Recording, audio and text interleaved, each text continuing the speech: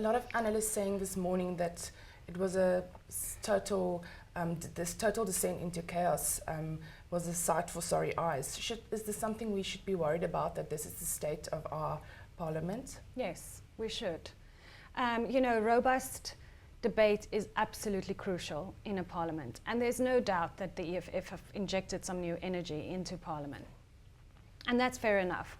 But there is a difference between that and just going in to disrupt for the sake of disrupting, and for creating a situation where there is no alternative but to ask them to leave. I mean, what was the other alternative last night, except that the president could not deliver his speech and just table it? He can do that.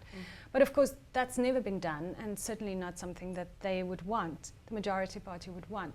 So it is worrying. I sat next to a minister from Germany who was a visiting minister there, and he was pulled out before President Zuma spoke by his security people who got nervous.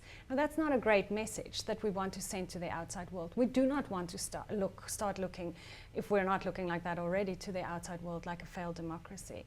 And the point is, it is very hard to see that this would have happened under President Mandela or under President Mbeki or even Mohlante.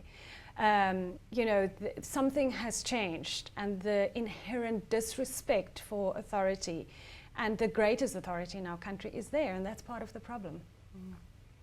Let's talk quickly about the Speaker's denial of the request from the DA for a minute's silence for the 94 psychiatric patients who died because of poor management from the Gauteng Health Department.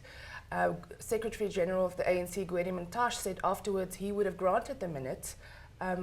Why do you think she denied it? Was it perhaps because Zuma was planning on mentioning it in his speech, or was it just simply because it came from the DA?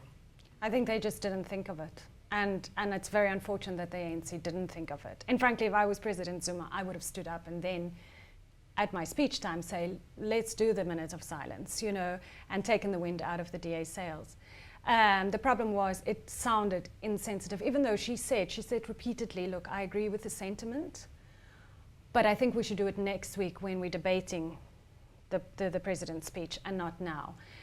What damage could it have done? In fact, the ANC should have thought about it. The ANC should have stood up and said, this is what we wanted to do. And unfortunately, because it came from the DA, they squashed it. And then, of course, the DA did do their 30 seconds of silence.